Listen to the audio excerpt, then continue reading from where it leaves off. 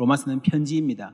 로마의 교인들이 이 편지를 받았을 때에 각자 집에서 따로 읽은 게 아니라 편지 하나를 갖고 다 모여서 읽었습니다. 그래서 바울의 편지를 읽는 것 자체가 집회고 예배였습니다. 마지막 이 대목에 이르러서 거룩하게 입맞춤으로 서로 문안하라는 말은 자 여러분 이제 서로 인사하는 시간입니다. 성도의 교제 시간입니다. 함께 일어나서 거룩한 입맞춤으로 서로 인사하겠습니다 라고 실제로 그렇게 이 대목에서 그렇게 했던 것 같습니다. 그런데 굉장히 다양한 사람이 모여있는 남녀 계층적으로 다양한 사람이 모여있는 이 예배 가운데서 이 인사를 했다고 하는 것은 당시의 교회가 가족 혹은 가족보다 더 친밀한 관계라고 서로를 인식했다고 하는 중요한 증거입니다.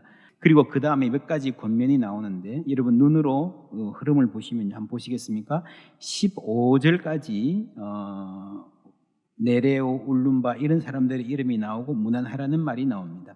그리고 23일절에 가면 다시 디모데, 누기오 이런 사람들이 나와서 문안한다라는 말이 나오죠. 그러니까 이게 15절하고 21절이 쭉 이어지면 자연스러운 흐름이죠. 사람 이름이 나오고 문안하는 게 문안을 주고받는 이야기가 나오는데 그런데 중간에 형제들아 하면서 어떤 특별한 권면들이 다시 나옵니다. 그러려면 앞에 말하지 왜 이 뒤에 문안하는 중간에 이걸 썼냐 하는 궁금증이 생기는 대목입니다. 이렇게 설명해 볼 수 있을 것 같아요. 여러분 어떤 집에 엄마가 오랜만에 해외여행을 갑니다. 가기 전날 밤에 남편한테 또 자식들한테 이렇게 해라, 집안은 이렇게 하고 언제 세금 내고 문은 잘 잠그고 냉장고 어떻게 하고 쭉 이야기를 했어요. 그 다음날 공항에 갔습니다. 빠이빠이 하고 아들들이 이제 엄마를 빠이빠이 하고 딱 가려고 그러는데 엄마가 차를 세우고 창문 내려봐라. 야, 그런데 할아버지 약 챙겨 드리는 거 잊지 마라 할 수 있잖아요. 그죠? 그러면 그때 마지막으로 추가하는 그 말은 사실은 잊지 말아야 될 굉장히 중요한 말일 수 있죠. 그런 대목에서 오늘 말씀을 우리가 이해할 수 있을 것 같습니다. 어떤 말씀인지 우리 18절 먼저 읽어보겠습니다.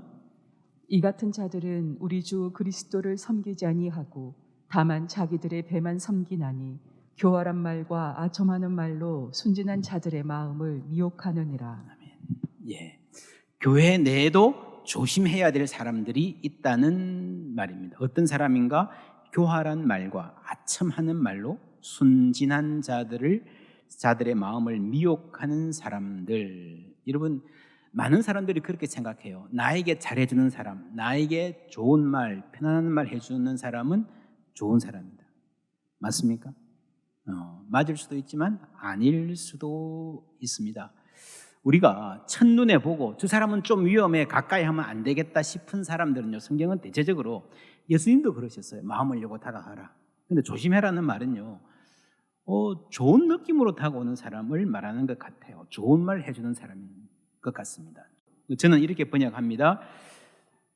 교묘한 표현과 축복의 말을 남발하면서 순진한 이들의 마음을 속이고 있습니다.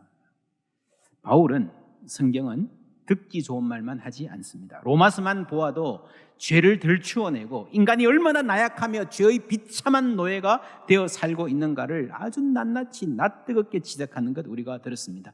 그래서 저는 두렵습니다. 오늘의 교회가 듣기 좋은 말만, 축복의 말만, 쉬운 말만, 재미있는 말만 남발하고 있지 않은지, 진리를 외치기보다 사람들의 귀만 즐겁게 하는 교회가 되어가고 있지는 않는지. 그래서 오늘 같은 시대에 로마서 같은 부담되는 성경을 제대로 읽고 제대로 가르치는 일이 더욱 중요하다 하겠습니다. 바울은 이런 삶을 주문합니다. 너희가 선한데 지혜롭고 악한데 미련하기를 원하노라. 우리는 사람들을 볼 때에 저 사람은 지혜로워, 저 사람은 미련해 라고 대충 생각하는데 자세히 들여다보면 좀 복잡합니다. 사람마다 지혜로운 부분이 있고 미련한 부분이 있다는 거죠. 어떤 사람은 이재에 박다 그러죠. 어디에 가면 돈이 있는지 돈을 버는지 기가 막히게 잘 압니다. 근데 그 사람이 모든 부분에서 현명하고 똑똑한 것은 아니죠. 돈 버는 감각은 뛰어난데 자신의 건강을 챙기거나 자신의 마음을 돌보는 일은 잘 못한다든지 가족들의 마음을 헤아리는 데는 아주 빵점인 그런 사람들도 많습니다. 그런 말 있잖아요. 고기도 먹어본 사람이 먹는다. 착한 일도요, 해본 사람이 합니다.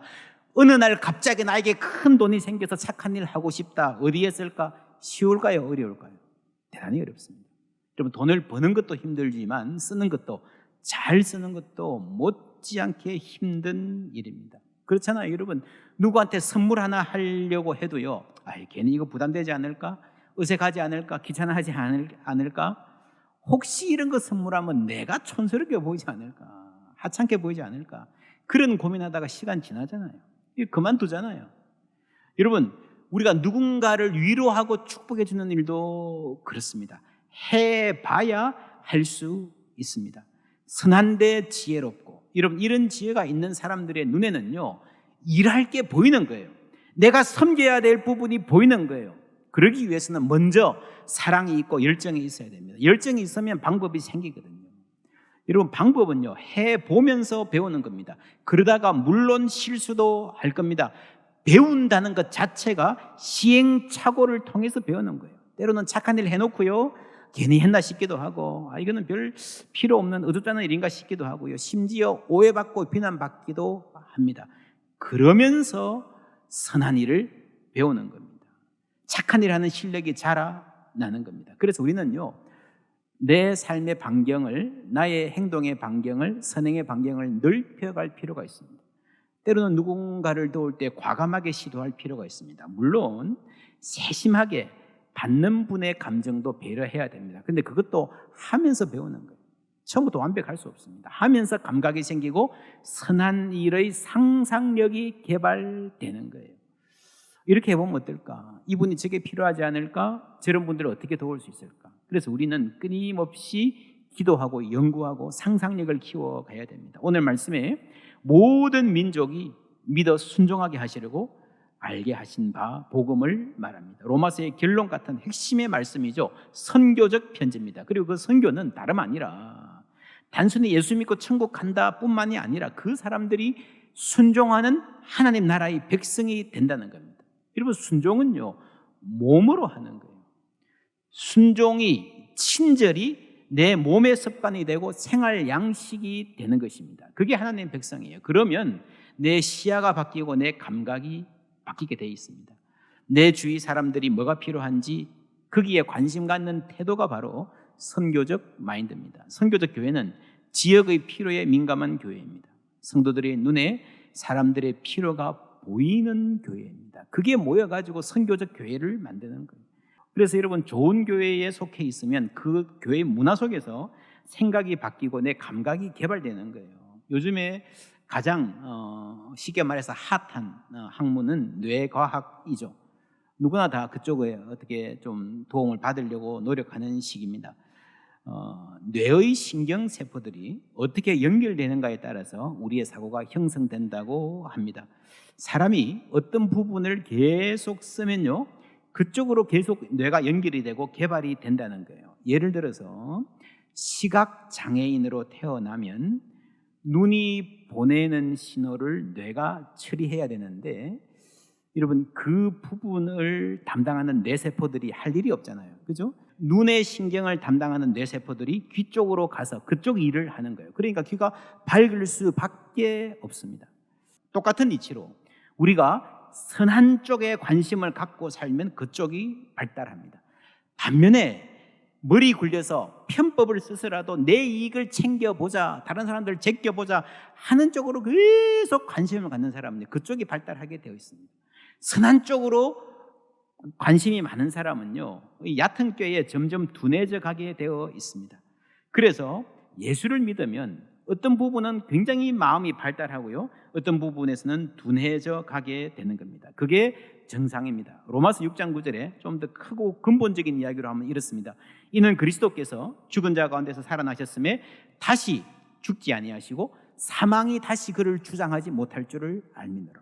이게 부활의 능력, 생명의 능력이죠. 그가 죽으시면 죄에 대하여 단번에 죽으시며 그가 살아계시면 하나님께 대하여 살아계심이니, 이 부활이 우리에게 어떤 영향을 끼치는가? 이와 같이 너희도 너희 자신을 죄에 대하여는 죽은 자요 그리스도 예수 안에서는 하나님께 대하여 살아있는 자로 여길지어다. 우리가 하나님 백성이 되었을 때는 죄에 대하여 죽은 자요 하나님께 대하여 살아있는 자가 되었다는 거예요. 하나님께 대하여 살아있어야 진짜 살아있는 거예요.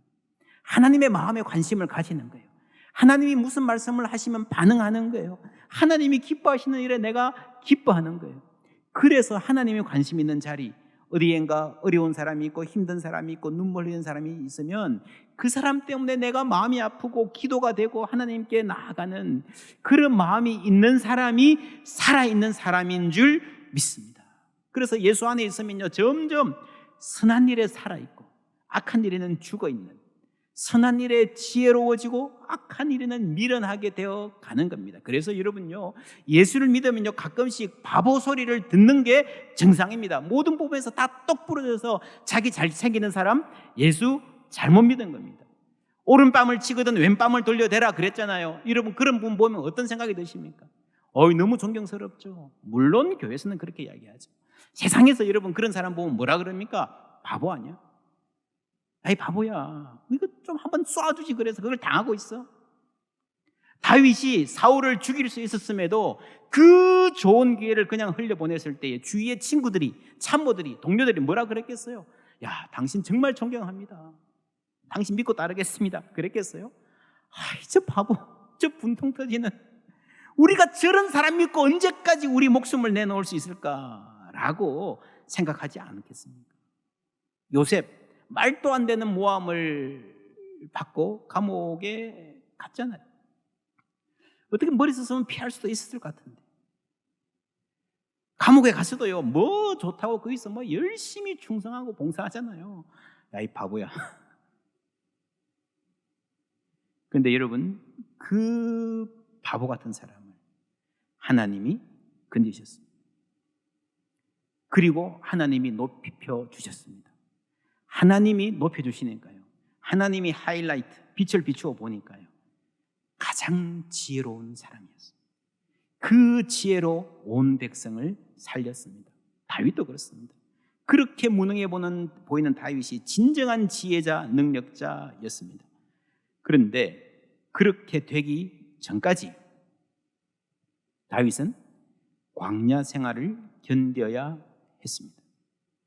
요셉에게도 오랜 기간 인내가 필요했습니다. 우리에게도 마찬가지입니다. 오늘 말씀 19절에 너희가 선한데 지혜롭고 악한데 미련하기를 원하노라 해놓고요, 바로 그 다음에 평강의 하나님께서 속히 사탄을 너희 발 아래서 상하게 하시리라는 약속의 말씀이 나옵니다. 선한데 지혜롭고 악한데 미련하라는 이 권면과 속히 하나님이 정의를 실현하실 것이다라는 이 약속이 어떻게 연결되는가 하면요, 여러분, 이게 우리가 악한데 미련하게, 내 것 챙기는데 미련하게 사는 게 쉬운 일이 아닙니다. 힘든 일입니다. 버티기 힘듭니다. 그래서 하나님이 이 대목에서 약속하시는 것입니다. 하나님께서 이 세상을 바로잡으시고 정의를 회복하실 것이라는 기대 없이는 그 누구도 의를 위한 삶을 살 수 없다는 겁니다. 예수 믿는 사람들이 바보처럼 보이는 것은 정말 바보여서가 아니라 하나님을 신뢰하기 때문인 줄 믿습니다. 그 하나님은 이 땅에 오셔서 모든 것을 바로잡으실, 모든 악을 심판하실 하나님이십니다. 로마서 16장 20절, 평강의 하나님께서 속히 사탄을 너희 발 아래에서 상하게 하시리라. 이 말씀에는 구약의 배경이 있습니다. 창세기 3장 15절 함께 읽습니다.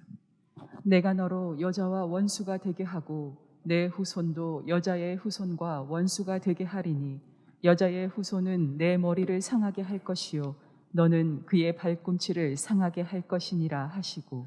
아멘. 예. 여자의 후손, 예수님이 사탄의 발꿈치를 상하게 하실 것이다. 창세기 맨 앞에까지 가는 정말 멀고 먼 옛날의 이야기를 하고 있습니다. 16장 25절에 나의 복음과 예수 그리스도를 전파하면 언제부터? 영세전부터. 이게 그렇게 오래된, 하나님이 오래 준비하신, 계획하신 일이라는 거예요. 그런데 이제는 그리스도 안에서 나타내신 바 되었습니다. 영원하신 하나님의 명을 따라 구약의 수많은 선지자들의 글로 말미암아 목적은 모든 민족이 믿어 순종하게 하시려고 알게 하신 바, 그 신비의 계시를 따라 된 것이니 이 복음으로 너희를 능히 견고하게 하실 지혜로우신 하나님께라고 말합니다. 여러분 연결이 되시죠? 예수님 여자의 후손 그 십자가의 부활로 승리가 결정되었습니다. 그러나 아직 완성된 것은 아닙니다. 아직 악의 잔당들이 남아있기 때문에 이 세상에 여전히 악이 득세하는 것처럼 보이고 의인이 핍박받는 현실이 있는 것입니다. 여러분 죄 없는 사람들이 눈물 흘려야 되고 선한 사람들이 바보같이 보이고 악한 사람들이 지혜롭다, 유능하다, 성공했다 소리를 듣는 세상입니다. 어떤 사람들인가? 로마서는 이렇게 말합니다. 이 같은 자들은 우리 주 그리스도를 섬기지 아니하고 다만 자기들의 배만 섬기나니, 배만 섬긴다, 자기의 탐욕의 노예가 되어 산다라는 말입니다. 같은 말이 빌립보서에도 나옵니다. 그들의 마침은 멸망이요 그들의 신은 뭐예요? 배요. 탐욕이 자기의 우상이라는 거죠. 그 영광은 그들의 부끄러움에 있고 그 원인은 땅의 일만 생각하기 때문이라는 거죠. 그러나 우리 그리스도인들은 시민권이 하늘에 있는지라. 할렐루야. 시민권에 우리를 책임질 나라가 하늘에 있는 사람들은 어떻게 사는가? 거기로부터 구원하는 자 곧 주 예수 그리스도를 기다리는. 여러분 여기서 구원하는 자, 구세주, 세이비어, 소테르라는 말은요 군사 용어예요. 어떤 성이 적군에 의해서 침략당해서 고생하고 있는데 어떤 장군이 와서 성문을 열고 전쟁에서 이기고 구해줄 그 장군, 예수라는 소테르, 세이베가 와서 승리의 주님으로 우리를 해방해 주실 것이다를 믿고 기다리는 백성이 하나님의 백성이라는 거죠. 하나님의 백성이라는 거죠. 그러면 믿기 때문에 다르게 살 수밖에 없다는 겁니다. 숫곳에, 사사기에 나오는 숫곳의 백성들은요 기드온 장군 아닌 미디안의 장군이 이길지도 모른다. 그러니까 좀 더 눈치를 보자. 섣불리 줄 서지 말자. 영악한 사람들. 어쩌면 세상은 이런 사람들을 지혜롭다 말할지도 모르겠습니다. 그러니까 미디안의 노예로 사는 겁니다. 그런 생각을 하고 있으니까 늘 미디안 밑에 눌려서 노예로 살 수밖에 없는 겁니다. 할 말은 있죠. 불안하니까. 그래서 여러분요, 모든 문제는 믿음의 문제입니다. 하나님을 믿지 못하니까 신실하지 못한 겁니다. 불안의 노예로 혹은 탐욕의 노예로 살아가는 겁니다. 오늘날의 사람들이 살아가는 모습도 다르지 않습니다. 이제 우리 한 사람 한 사람이 우리 삶의 자리에서 하나님의 백성으로서 감당해야 될 싸움이 있다는 것을 압니다. 선한 데는 지혜롭고 악한 데는 미련한 삶을 사는 것이 그 싸움입니다. 하나님의 승리를 바라보고 인내해야 합니다. 할 수 있겠습니까? 우리에게 무슨 힘이 있습니까? 26절에 그 신비의 계시를 따라 된 것이니 이 복음으로 너희를 능히 견고하게 하실 지혜로우신 하나님. 하나님 어떤 분입니까? 결국에요, 우리의 모든 소망은 하나님입니다. 내가 어떤 힘이 있고 내가 어떤 의지가 있고 내가 어떤 능력이 있는가가 아니라 하나님이 어떤 분인가에 모든 게 달려 있습니다. 하나님 어떤 분이십니까? 이 복음으로 너희를 능히 견고하게 하실 지혜로우신 하나님. 할렐루야. 하나님이 우리를 능히 견고하게 하신다는 말은요, 하나님이 없이는 우리는 흔들린다는 거예요. 하나님이 없이는 우리는 무너지기 쉽다는 거예요. 하나님이 없이는 우리는 비겁해질 수밖에 없는 존재라는 겁니다. 그런데 우리를 견고하게 하시는 능력이 하나님께 있는 줄 믿습니다. 그리고 그 하나님이 지혜로우신 분이에요. 하나님의 능력, 하나님의 지혜, 우리가 믿게 되기를, 신뢰하게 되기를 주님의 이름으로 축원합니다. 그러면 달라질 겁니다. 결국에는 하나님의 능력을, 지혜를 믿지 못해서 그러는 거예요. 하나님의 능력은 무엇을 통해서 작동합니까? 이 복음으로 너희를 능히 견고하게 하시리. 여러분, 복음이 능력이에요. 하나님이 아무리 능력이 많고 위대하고 압도적이어도요, 그게 내 삶에 어떻게 적용되는가, 그게 없으면요 소용없어요. 하나님의 그 크신 능력이 내 삶에 적용되는 통로는요 복음이에요. 복음. 로마서 1장 16절을 다 같이 읽습니다. 내가 복음을 부끄러워하지 아니하노니 이 복음은 모든 믿는 자에게 구원을 주시는 하나님의 능력이 됨이라. 아멘. 복음은 능력입니다. 여러분, 세상에서 아무리 권력, 파워가 큰 사람이라도요 죽음 앞에서는 꼼짝 못하잖아요. 근데 그 죽음조차도 이기신 예수 그리스도를 살리신 생명의 능력이 복음인 거예요. 그래서 그 복음의 능력은요, 이 세상 어떤 절망도 희망으로 바꾸어 놓으실 능력인 줄 믿습니다. 그 능력이, 하나님의 능력이 복음을 통해서, 예수 그리스도의 복음을 통해서 우리에게 역사하시는 거예요. 그래서 우리가 복음을 붙잡고 있는 한, 그 부활의 십자가의 복음을 아는 한, 우리의 어떤 깊은 절망도 희망으로, 우리의 어떤 탄식도 하나님께서 찬송으로 바꾸어 놓으실 줄 믿습니다. 주님 의지하십시오. 문제는 내가 당한 고난이 아니라, 우리 집의 사정이 아니라, 문제는 하나님의 복음의 능력입니다. 그리고 이 능력은 오늘 우리로 다른 삶을, 어제와는 다른 삶을 새 생명 가운데 살게 하시는 능력입니다. 악을 택하지 않고 선을 택할 능력입니다. 여러분, 선하게 사는 것이 내 눈에는 불리해 보일 수 있습니다. 어리석어 보일 수 있습니다. 왜 그렇습니까? 선하게 사는 것이 내 눈에 불리해 보이고 어리석어 보이고 무의미하게 보일 수 있습니다. 왜 그렇습니까? 내 지혜에 한계가 있기 때문입니다. 나는 당장 내 눈앞의 것밖에 보지 못하기 때문입니다. 내 시야가 좁고 굴곡되어 있기 때문입니다. 그래서 우리는 하나님의 지혜를 의지해야 합니다. 내 지혜를 의지하지 마십시오. 여러분, 지혜는요 하나님의 것이에요. 우리는 신실하면 됩니다.